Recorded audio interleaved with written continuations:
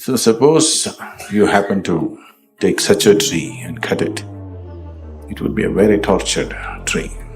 If this went into somebody's house, some innocent family not knowing one thing from the other, they could really cause harm to themselves.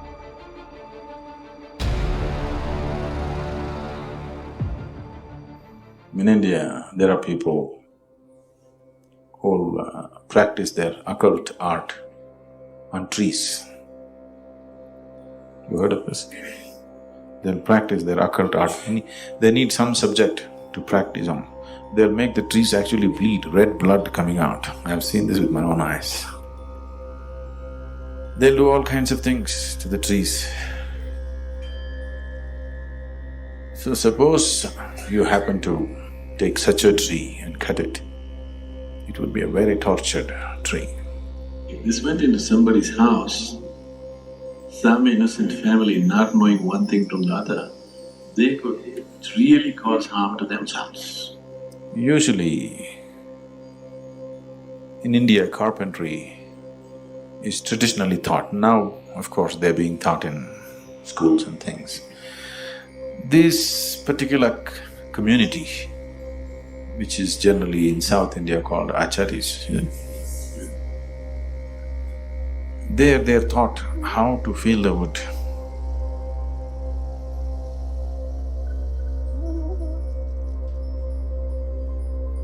How to use the wood. They'll simply reject wood sometimes. They won't take it. Now it's all gone because of commercial reasons. Every piece of wood is used and put into everything, okay? And now it's all plywood. You don't know what the hell has gone into it, okay? Otherwise, if you went to a traditional achari, if you say, I'm using this for my, let's say for my puja room or my worship room, he'll say, no, this wood I can't do, you get me another wood. If he says, this is for my, I'm making a cradle for my child, he say, no, this wood, I won't make it for the child. Like this they'll choose, they'll become experts in, feeling the wood like that. But all that is almost, I would say, more than 90% gone, unfortunately. 20–30 years ago, about 30 years ago, when I was in construction, these things were still on. Now it's like everything is sliced and packed and put, nobody cares what. It's a very subtle force, only sometimes it's very strong. Otherwise, generally, it's a subtle force. Actually, in many homes, probably women, if the women are not… I'm not saying this with any negative thing, if they're not pumped up, career-oriented, but they're a little more gentle, they feel the home around. If that kind of women are there, probably they would know where to put what, without actually thinking about it, without, exactly logically deciphering, but they may arrange it in such a way that it is not… it feels good, that it doesn't become a negative force in the house. I'm sure a lot of women are sensitive to those things. They may not be conscious about it. Because